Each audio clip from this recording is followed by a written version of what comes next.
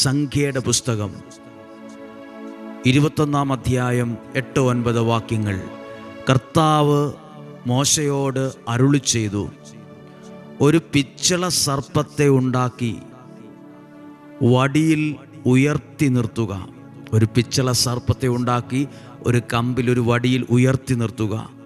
ദംശനമേൽക്കുന്നവർ അതിനെ നോക്കിയാൽ മതി, മരിക്കുകയില്ല. 9-ാമത്തെ വാക്യം. മോശ പിച്ചള കൊണ്ടൊരു സർപ്പത്തെ ഉണ്ടാക്കി അതിനെ ഒരു വടിയിൽ ഉയർത്തി നിർത്തി. ദംശനമേറ്റവർ പിച്ചള സർപ്പത്തെ നോക്കി അവർ ജീവിച്ചു.